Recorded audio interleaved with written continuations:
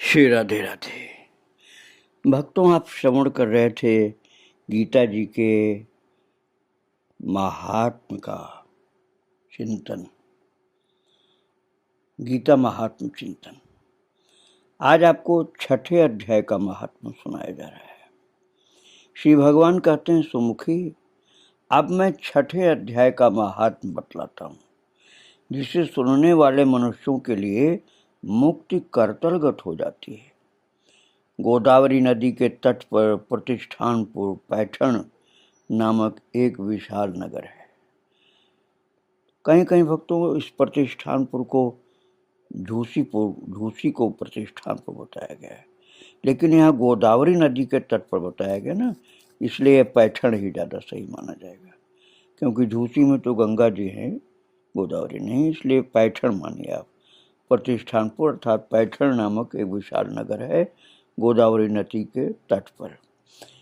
तो प्रभु कह रहे हैं, जहाँ मैं पिपलेश के नाम से विख्यात होकर रहता हूँ, उस नगर में जानश्रुति नामक एक राजा रहते थे, जो भूमंडल की प्रजा को अत्यंत प्रिय थे। उनका प्रताप मार्तंड मंडल के प्रचंड तेज के समान जान पड़ता था। प्रतिदिन होने वाले उनके यज्ञ के धुएं से नंदनवन के कल्प वृक्ष इस प्रकार काले पड़ गए थे, मानो राजा की असाधारण दानशीलता देखकर वे लज्जित हो गए हों। उनके यज्ञ में प्राप्त पुरोडास के रसास्वादन में सदा आसक्त होने के कारण देवता लोग कभी प्रतिष्ठानपुर को छोड़कर बाहर नहीं जाते थे।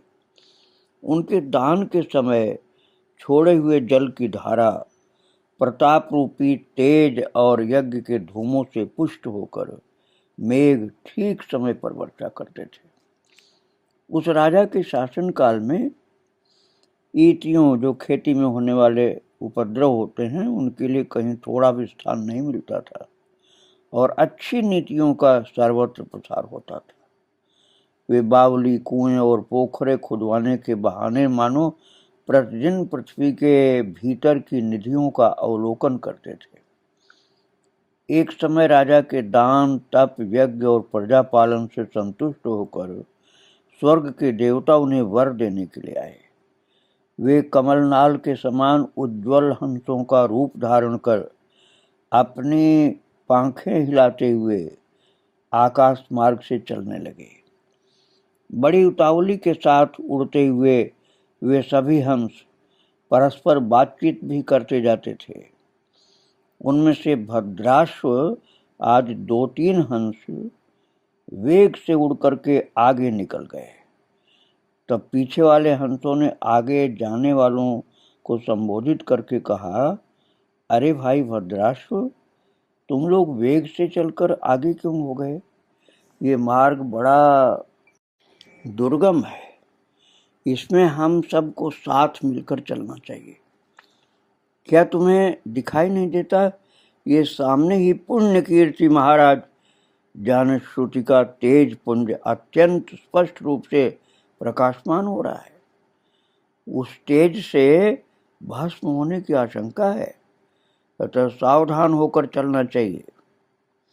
पीछे वाले हंसों के वचन सुनकर आगे वाले हंस हंस पड़े और उच्च स्वर से उनकी बातों की अवहेलना करते हुए बोले, अरे भाई, क्या इस राजा जानश्रुति का तेज ब्रह्मवादी महात्मा रैकु के तेज से भी अधिक तीव्र है?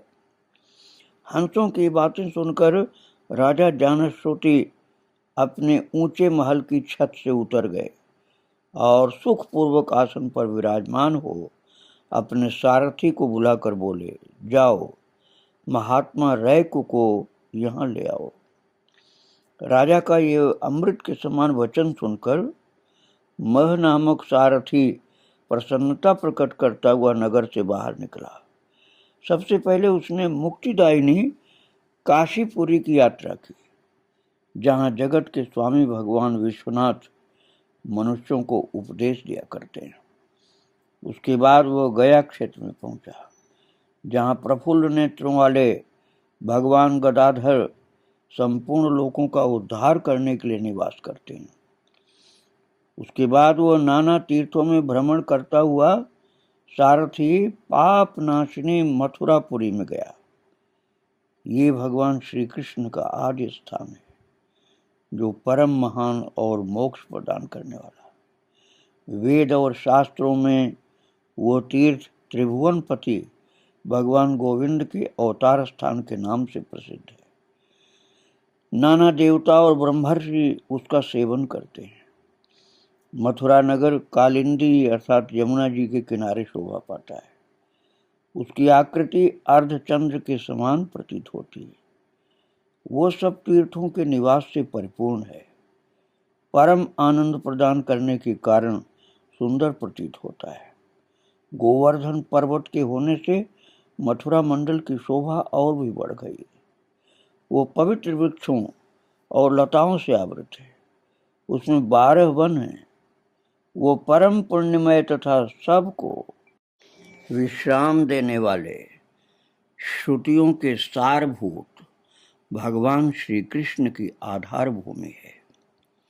तत्पश्चात मथुरा से पश्चिम और उत्तर दिशा की ओर बहुत दूर तक जाने पर सारथी को काश्मीर नामक नगर दिखाई दिया, जहाँ शंख के समान उज्ज्वल गगनचुंबी महलों की पंक्तियां भगवान शंकर के अट्टहास की भांति शोभा पाती हैं, जहाँ ब्राह्मणों के शास्त्रीय आलाप सुनकर मूक मनुष्य भी सुंदर वाणी और पदों का उच्चारण करते हुए देवता के समान हो जाते हैं, जहाँ निरंतर होने वाले यज्ञ धूम से व्याप्त होने के कारण आकाशमंडल मेघों से धुलते रहने पर भी अपनी कालिमा नहीं छोड़ता, जहाँ उपाध्याय के पास आकर छात्र जन्मकालीन अभ्यास से ही संपूर्ण कलाएं स्वतः पढ़ लेते हैं, तथा जहाँ माणिकेश्वर नाम से प्रसिद्ध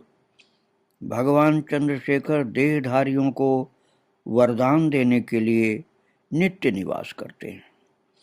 काश्मीर के राजा माणिकेश ने दिग्विजय में समस्त राजाओं को जीतकर भगवान शिव का पूजन किया था। तभी से उनका नाम माणिकेश्वर हो गया था। उन्हीं के मंदिर के दरवाजे पर महात्मा रई को एक छोटी सी गाड़ी पर बैठे अपने अंगों को खुजलाते वृक्ष की छाया का सेवन कर रहे थे। इसी अवस्था में सारथी ने उनको देखा था। राजा के बताए हुए भिन्न भिन्न चिन्हों से उसने शीघ्र ही रैको को पहचान लिया और उनके चरणों में प्रणाम करके कहा, ब्राह्मण, आप किस स्थान पर रहते हैं? आपका पूरा नाम क्या है? आप तो सदा स्वच्छंद विचरने वाले हैं, फिर यहाँ किस लिए ठहरे? इस समय आपका क्या करने का विचार है? सारथी के वचन सुनकर परम आनंद में निमग्न महात्मा रैको ने कुछ सोचकर उससे कहा, यद्यपि हम पूर्ण काम हैं, हमें किसी वस्तु की आवश्यकता नहीं है, तथापि कोई भी हमारी मनोवृत्ति के अनुसार परिचर्या कर सकता है। रैको के हार्दिक अभिप्राय को आदर पूर्वक ग्रहण करके सारथी धीरे से राजा के पास चल दिया। वहां पहुंचकर राजा को प्रणाम करके उसने हाथ जोड़ सारा समाचार निवेदन किया। उस समय स्वामी के दर्शन से उनके मन में बड़ी प्रसन्नता थी। सारथी के वचन सुनकर राजा के नेत्र आश्चर्य से चकित हो उठे। उनके हृदय में रैको का सत्कार करने की श्रद्धा जागृत हुई। उन्होंने 2 खच्चरियों से जुटी हुई एक गाड़ी लेकर के यात्रा की, साथ ही मोती के हार, अच्छे अच्छे वस्त्र और 1 सहस्र गौएं भी ले ली। काश्मीर मंडल में महात्मा रैको जहाँ रहते थे, उस स्थान पर पहुंचकर राजा ने सारी वस्तुएं उनके आगे निवेदन कर दी और पृथ्वी पर पड़कर साष्टांग प्रणाम किया। महात्मा रैको अत्यंत भक्ति के साथ चरणों में पड़े हुए राजा जानश्रुत पर कुपित हो उठे और बोले, रे शूद्र, तू दुष्ट राजा है, क्या तू मेरा वृत्तांत नहीं जानता? ये खच्चरियों से जुटी हुई अपनी ऊंची गाड़ी ले जा, ये वस्त्र, ये मोतियों के हार और ये दूध देने वाली गौएं भी स्वयं ही ले जा। इस तरह आज्ञा देकर रैक ने राजा के मन में भय उत्पन्न कर दिया। तब राजा ने शाप के भय से महात्मा रैक के दोनों चरण पकड़ लिए और भक्ति पूर्वक कहा, ब्राह्मण, मुझ पर प्रसन्न होइए। भगवान, आप में अद्भुत महात्मा कैसे आया? प्रसन्न होकर मुझे ठीक ठीक कृपा करके बता दीजिए। रैक ने कहा, राजन, मैं प्रतिदिन गीता के 6ठे अध्याय का पाठ करता हूँ। इसी से मेरी तेजो राशि देवताओं के लिए भी दुस्सह है। और उसके बाद परम बुद्धिमान राजा जानश्रुत ने यत्न पूर्वक महात्मा रैक से गीता के 6ठे अध्याय का अभ्यास किया। इससे उन्हें मोक्ष की प्राप्ति हुई। इधर रैक भी भगवान माणिक्येश्वर के समीप मोक्षदायक गीता जी के 6ठे अध्याय का जप करते, पाठ करते हुए सुख से रहने लगे। हंस का रूप धारण करके वरदान देने के लिए आए हुए देवता भी विस्मित होकर स्वेच्छानुसार चले गए।